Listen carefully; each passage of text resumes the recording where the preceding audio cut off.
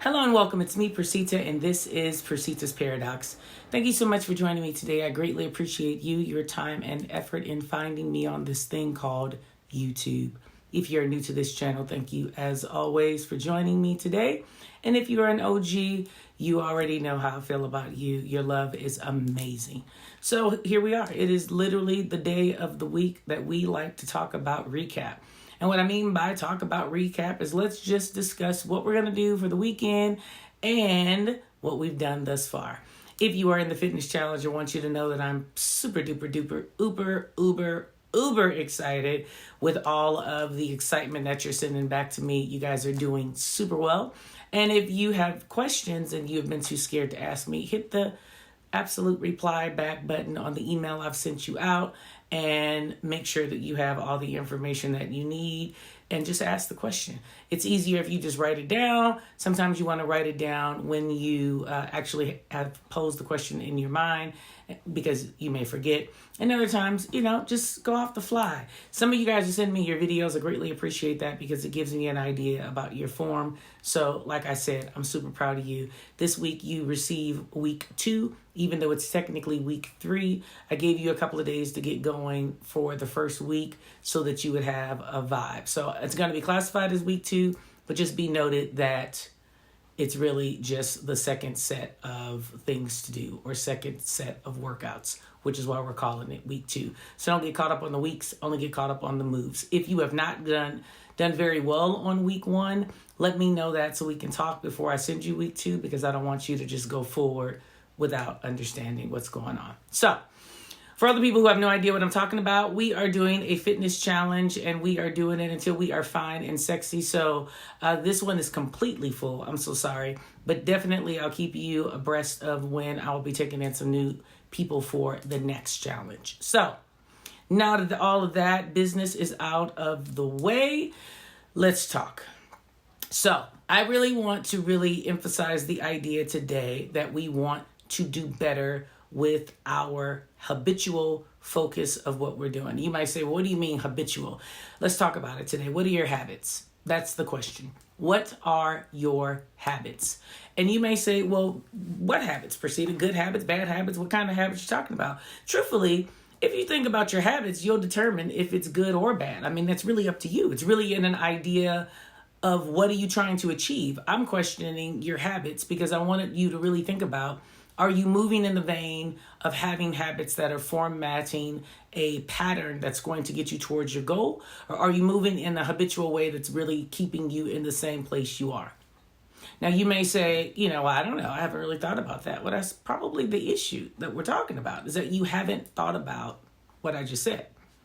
We talk so much about goals. We talk so much about, how to really focus on those goals. But I'm really understanding that it really has so much to do more with the action of the goal.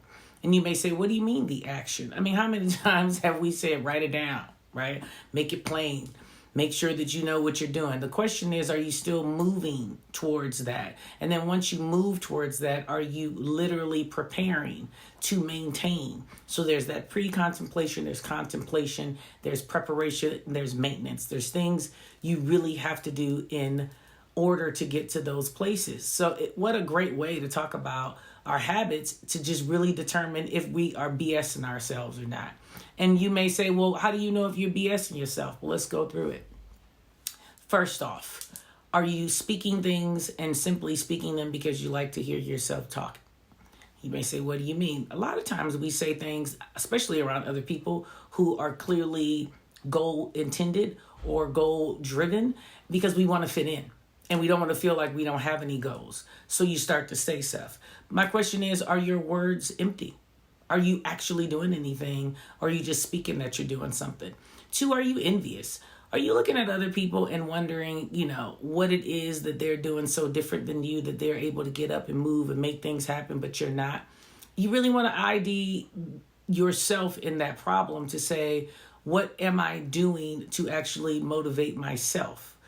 We cannot wait on other people, right? I mean, we all agree that you can't really wait on people to give you the applause. I mean, the applause are fantastic, but when you really think about the support, there's absolutely nobody there. I saw the best meme ever yesterday because it literally had this huge stadium full of people, and it basically says, "This is your congratulations." And then it had one person in the stadium, all these empty seats around him, and it was basically saying, "This is your support." So my point to you is that if you get one person to support you, you are doing swell. Even your friends, they love you, but it is very hard to support you. They kind of give you like a different type of an energy. And, you know, I love this moment where people hit me with like, "Girl, I don't have no friends like that. All my friends are supportive." Okay, I'm not telling you that they aren't. I'm just simply saying that then you've already done this part of the process that I'm talking about, and kudos to you. So this doesn't apply to you. But for the people who are not really paying attention to the people that are around them, and you know that you're envious of them because they're moving, but you're not moving, I want you to not be mad at them and be envious of them. I want you to actually put yourself in a position that you can flip the script and be envious of yourself. And actually be proud of yourself to actually get up and do some stuff and make some things happen. Even if it's something as simple as journaling every day. I'm not ever talking about big goals because I recognize that the habits that I'm telling you about are usually small things that get you going, right? Like your girl loves candy. And since we've been on the fitness thing, you know, this fitness challenge thing, I kind of pulled away. Now, when I say candy, I don't really mean candy. I really mean cake and ice cream and substantiated calories, right? Because I'm not really like a hard candy kind of a person. Chocolate here and there because it kind of gives me a headache now. But my God, piece of cake, especially a good piece of cake and some ice cream, especially if I make the cake because your girl can cook and bake, it becomes a little different. But what I notice is that when I change my habits about it, and I either completely eliminate it or I really ration out what I'm doing, and I change that sweet tooth into fruits, I don't even miss it. But I have to create a habit about it, right? So if I'm trying to reach the goal, then I have to actually flip it to do that. Instead of trying to tell myself, "Oh, girl, you know what you're doing," or "You worked out today," and giving it some type of justification, or trying to move calories around to make room for it. I'm just not in that space. Now, when I was young and fry and, able to play with calories, I could do that. But in this age, closer to 50, no.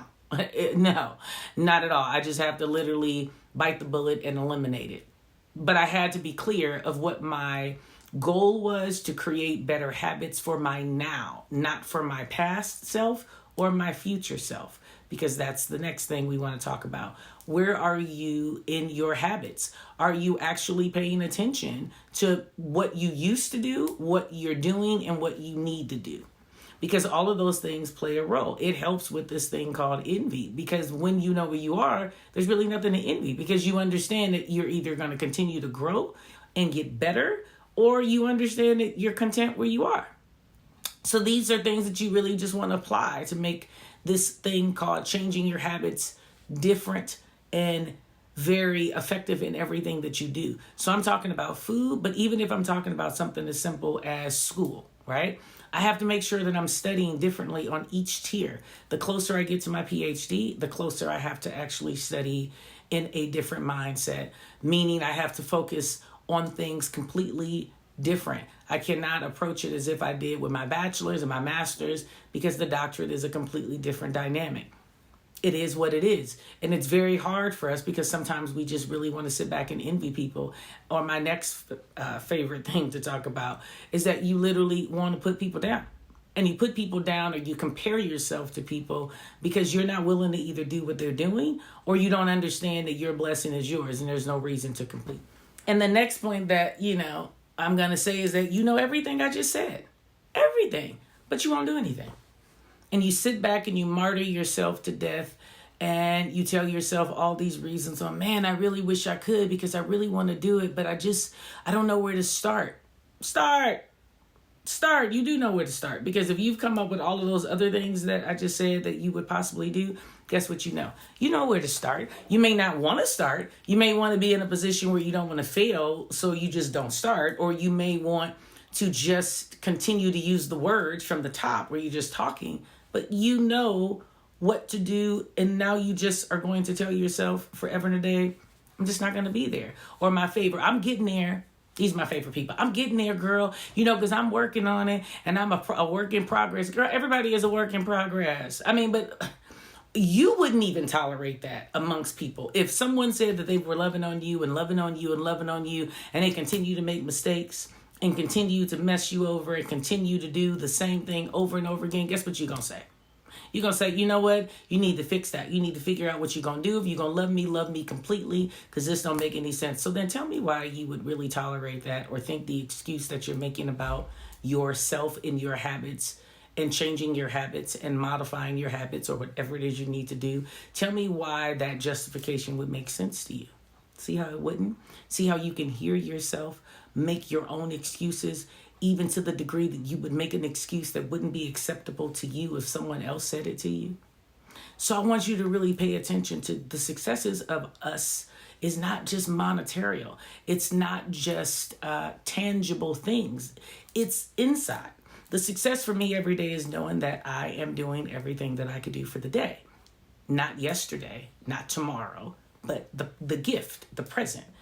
We have cliche after cliche after cliche. I mean, everybody and their mama is on the internet telling people what they need to do and how they need to do it. I mean, we all have PhDs. Actually, I'm going to get mine, so step back.